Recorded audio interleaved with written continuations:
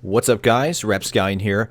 Now, normally I don't play BTB all that often. I tend to stick to the 4v4 matches for the most part, which will probably still be the case when Infinite comes out, but man, does BTB look fun this time around, and I'm definitely going to be jumping in to check it out. In today's video, I wanted to talk about what we've seen regarding Infinite's BTB mode so far, and all the changes and additions that look like they're going to transform it into a completely new, immersive, and chaotic experience. If you enjoyed the video, be sure to hit like and subscribe and try to hit 1,000 subs before the Infinite flight this summer, and we are getting so close. We're at about 970 right now. I want to thank you guys for checking out the videos I've been putting out here recently. I've really been enjoying getting back into it. And with that being said, let's go ahead and jump into the video. Halo Infinite BTB 2.0. Now, we of course know that matches are going to have an increased player size to 12v12, which is a pretty big leap from the traditional 8v8. It's the same amount of players in a Halo 5 Warzone game. So we're pretty much going to have a third team of players running around on the map this time around. These matches are going to be crazy. So right off the bat, it's pretty safe to say that we're going to have way bigger maps like Fragmentation that we saw in the multiplayer trailer. And this looks like it's going to be like a Valhalla remake or remix. And you can see the other base's tower in the background there, and it looks like it's at least twice as big as Valhalla or Ragnarok. Now, this is complete speculation, but these bigger maps make me wonder how spawning is actually going to work. It could, of course, be like the traditional style where you spawn at your base or your side of the map, or maybe it'll be like Warzone where you could choose between different spawning locations, or maybe like Invasion where you could choose a location or actually spawn in on your squad. And again, we've heard nothing on this, but still something pretty interesting to think about. I personally really like the idea of having 24 players and bigger maps to accommodate them all.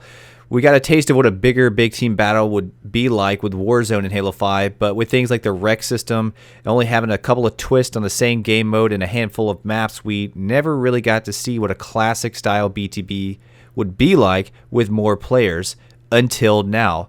I think this is something that Halo fans have wanted to see for a very long time now, and I am super excited to finally get to see what a true BTB 2.0 will be like. In previous Halo games, I feel like they've struggled to balance vehicles with the players on foot. In CE, vehicles were super clunky and inaccurate, but they were also so powerful if you even get tapped by one, you instantly die.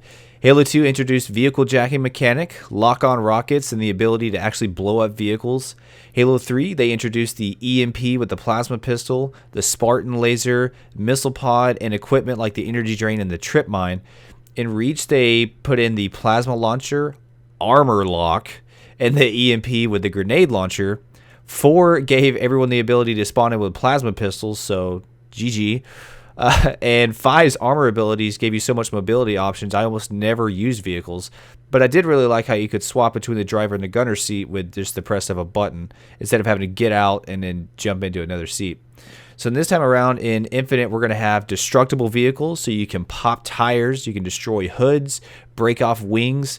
And what's really cool about all that stuff is not only does it just look cool, but it also actually changes the way that the vehicle controls. So with the Warthog with a pop tire, maybe it'll drive slower, or you won't be able to make turns as quickly. Same thing with like breaking off the wings of Banshees and the Ghost. Like maybe they just won't go as fast, or it'll be harder to turn. They introduced the Doom state, where vehicles will catch fire and turn a bright red and then explode within a limited amount of time.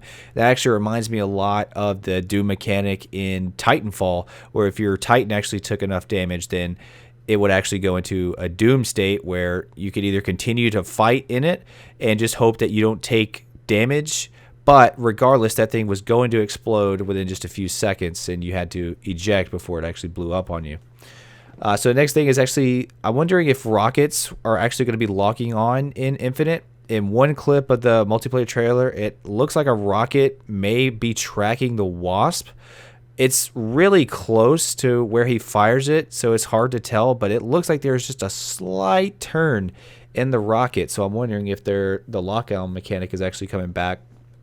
The skewer is like the ultimate anti-vehicle weapon. We, of course, saw the clip where he scopes in and just obliterates the Warthog, sending it off the cliff and sending the hood and everything flying in every direction. And then, of course, there's the equipment and how that's all going to interact with the vehicles.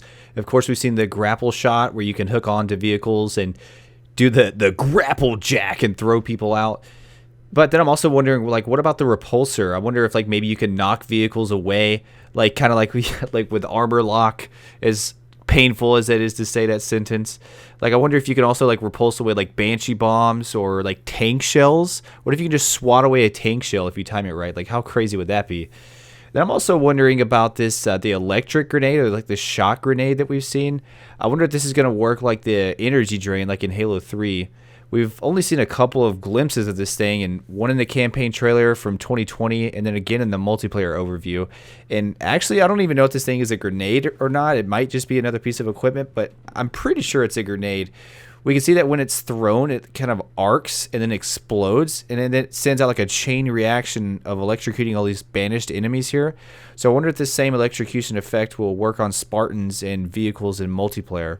If we look at the multiplayer overview, they cut the footage right before it explodes, so we don't know for sure what it does, but I'm thinking maybe it'll have like an EMP or maybe that shock effect on shields and vehicles too.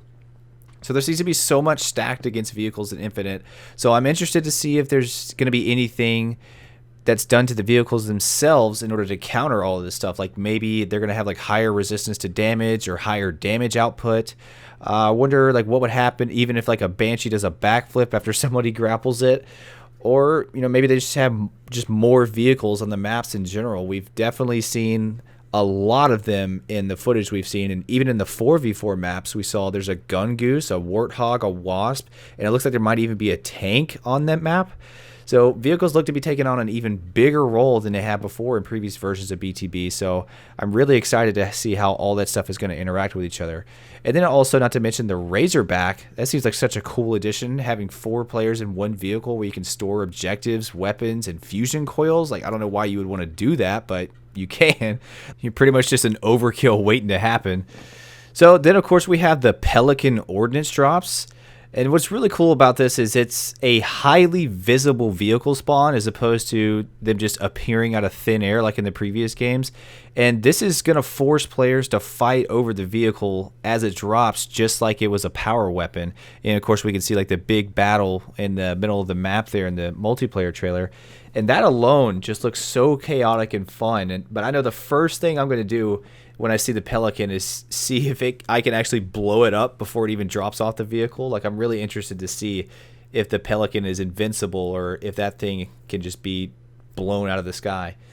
The Halo 2 weapon pods are actually pretty cool. If you look closely, you can actually see them drop out of the sky. So if you're paying attention, you can actually get a leg up on the enemy team. And I think that's really cool. I like the cinematic kind of aspect that they're putting there.